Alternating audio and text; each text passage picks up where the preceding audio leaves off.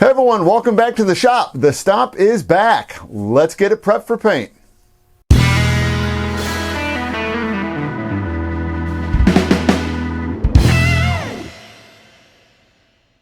All right, to begin with, my very first day, I spent getting the whole thing prepped with the second coat. I did all off camera just because it took about 3.5 hours. I wanted to make sure that everything was properly prepped before I put my second coat on. And then down here this morning, I spent probably about an hour and a half getting everything sanded between the second and third coat. Now what we're doing on the third coat, I put filler in with the nitrate dope, and this is cornstarch. So I've already got this mixed up and we're ready to go. I've got all the parts. I went down, took out the iron, made sure that all the surfaces up here were flat and level, coming in with the iron, shrinking it back down again, because even with nitrate dope on, if you had a little bit of wing warp in it, even with paint on the top too, this stuff will still shrink, even with the nitrate dope, because you're heating up the nitrate dope and it becomes, it's not wet, but what it does is it softens it enough so the fabric can readjust, and then when it cools down, everything will hard back into place. It's actually nice material to work with. So I've got the ailerons all done, I've got the rudder done, the fuselage and the wings are sitting outside. So let me go ahead and let's start throwing on some more coats.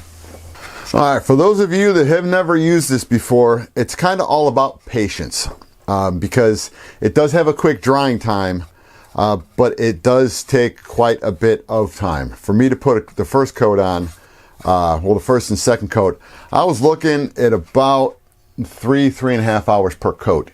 And this is what's going to happen on my first coat of nitrate dope with a filler in it. Now what this is doing is it's filling the weave in. So when you paint it, none of the paint gets sucked into the to the wood, because it will happen. And it's happened to me in the past. My very first Biplane, quarter scale plane that I did with fabric, and that was back in 2006, so it's a couple years ago. All right, let me see if I can finish that story. Back in 2006 with my quarter scale biplane, and I'll show a picture right about here. It was the first time I did anything with nitrate dope and fabric. I had a very good friend of mine, Larry DeRubo. He was the one that helped me out all along the way, him and Roger Bacon. And what I did was, when I first started shooting paint on it, the actual, on the wood surfaces, not on the suspended surfaces, it was where it was touching wood, it was just pulling the paint right through it. So that was when I learned that if you don't have the weave completely sealed, and that's what the nitrate dope's for, or excuse me, and that's what the nitrate dope with the filler in it is for, the paint will go right through it. So this is why you have to take your time to do this correctly and don't really rush through it. Now, as the coats start building up, it actually goes quicker because you have less of it getting pulled through the fabric into the wood. Because this coat here is going about, it's going to go probably, I'm hoping, pretty close to twice as fast as the last coat, which took over 3 hours. And with this stuff, because I'm not wearing a respirator, because I'm talking to you guys, normally the door would be open to allow fresh air coming in, and if all of a sudden you feel a little bit iffy, you have to go take a little step outside just to clean out your lungs. See how well that is.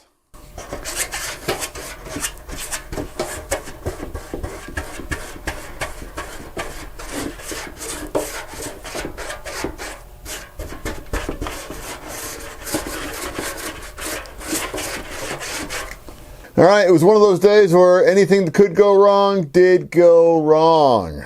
It was just phone call after phone call, and most of them had to do with work from where I work at, and then there was another one from another location where The person I was talking to was somebody I trained in our profession, and he just had some questions, so I tried to help him out too.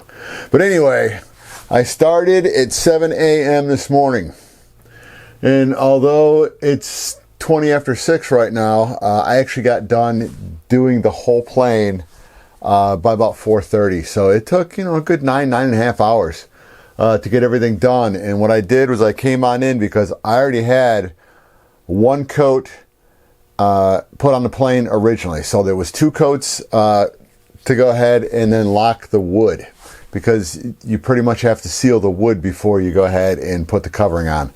So there was 2 coats to seal the wood, 2 coats on the fabric itself, and then 2 more coats with the filler. And that was, here's the filler right here. And I'll show you what I'm doing.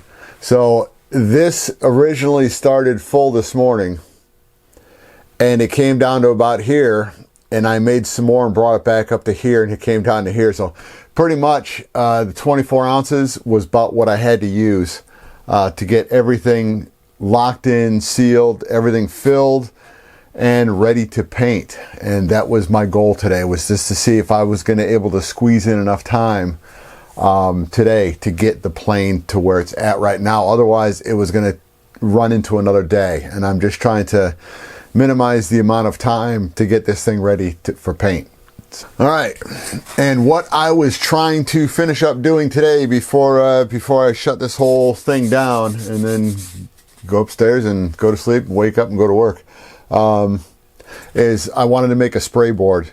This is what I will be testing on my spraying, how I'm going to cover this time, because I've never done it before. I know you can do it, and most people do it the way that I'm going to do it, but I've gone old school where I use the aluminum paste just like they do in real planes, just as a UV blocker, to go ahead and make it so that no light passes. I mean, I just need it so that no light passes through the wing, because the last thing I want to do is see my plane fly overhead and you can see where the paint is a little bit thin, because it is a yellow paint.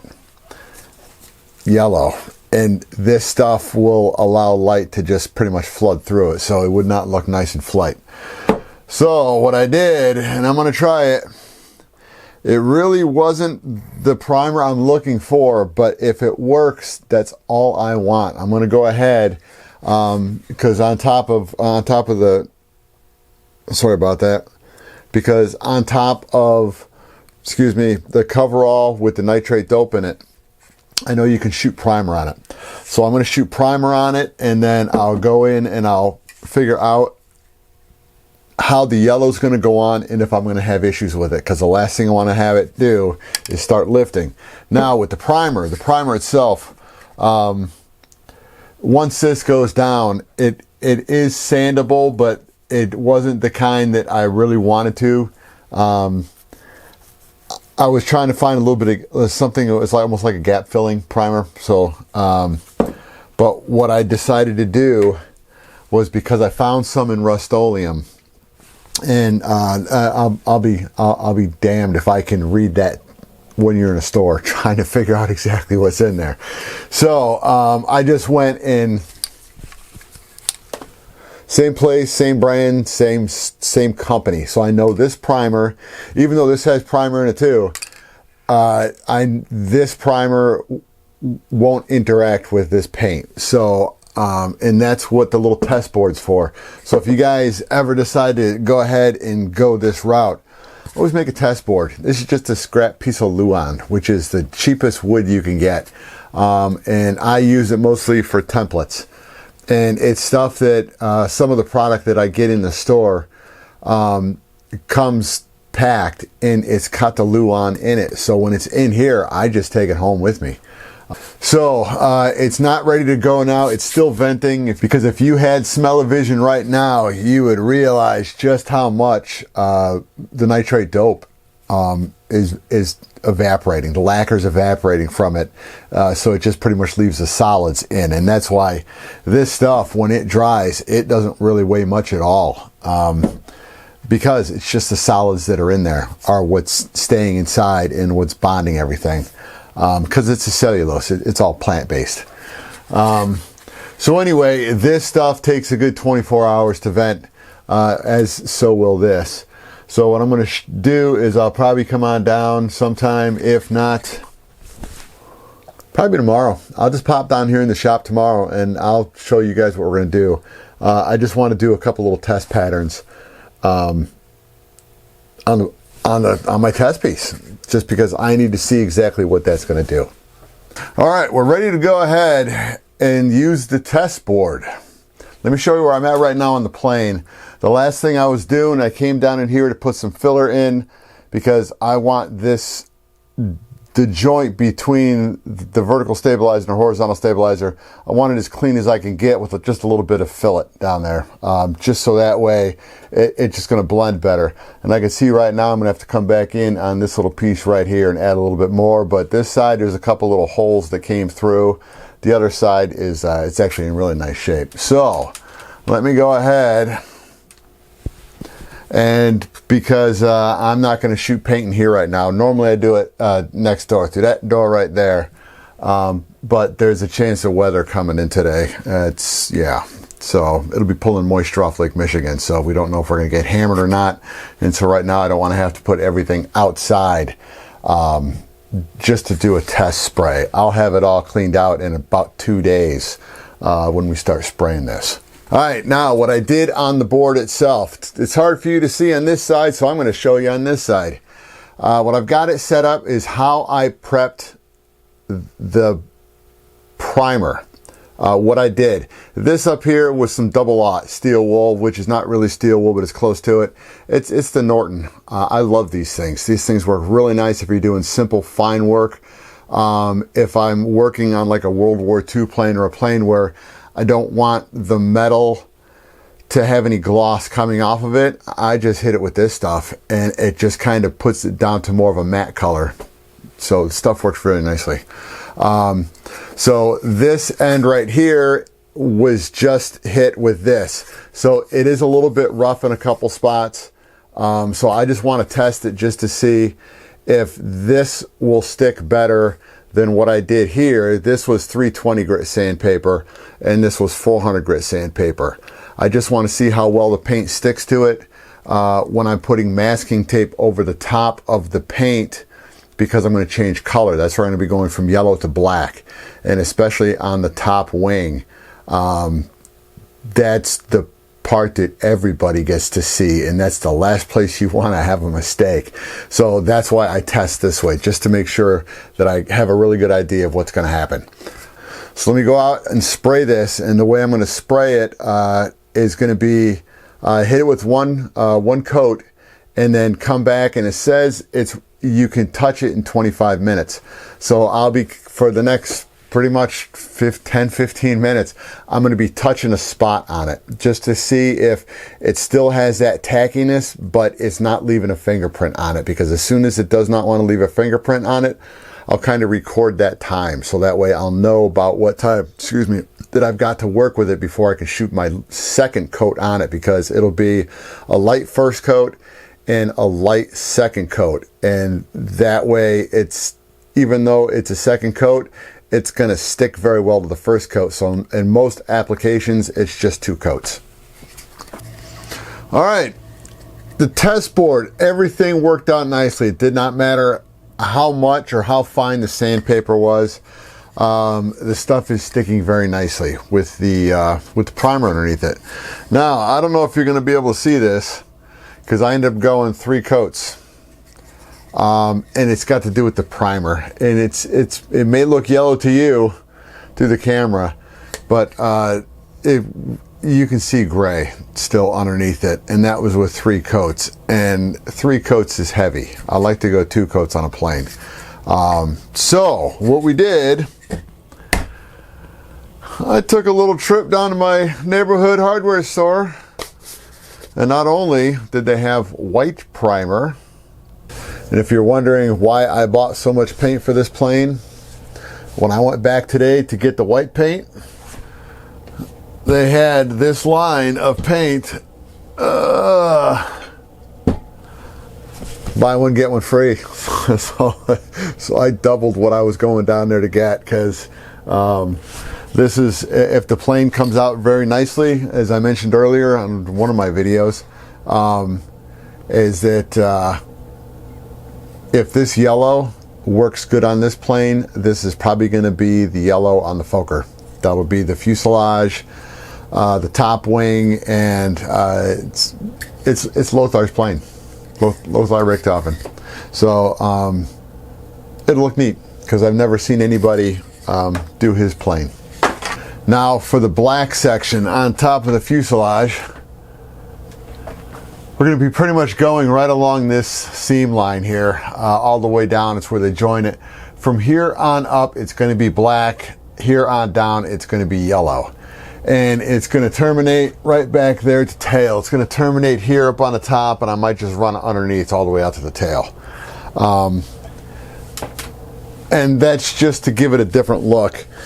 Now, what I'm going to do with the burst, I've pretty much already decided what I want to do for the paint on the bursts on the top wing.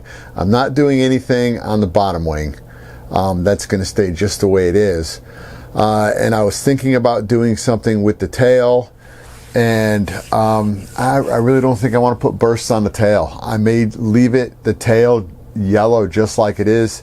See if I can maybe get a couple Stampe stickers, just get some decals made, just says Stampe on it, and just put that on the tail itself, because for me that's going to look fine.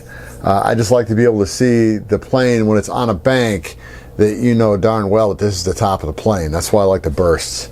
So we'll see what goes with that one. Now with the burst pattern, on my, as you saw the picture of my my first big biplane, the quarter scale, with the sunburst on the top, I think I'm going to do the same to this one. And here's a picture of a it's a Stampe over in Great Britain. It's got the G number on the side of it, and I like that pattern.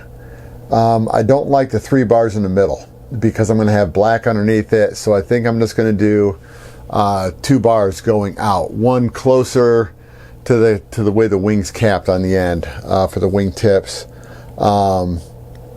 and I'll make a modification to it, but it's kind of what I'm going to go with on it, just because like I said, I like the pattern. All my biplanes so far, can't say all my biplanes because I got them on my Cub too. I like that pattern. So for today, I'm going to call this a video, and then 2 days from now, it's Sunday. On Tuesday, we'll be back down here shooting paint. So I'll see you next time. I'm back down in the shop.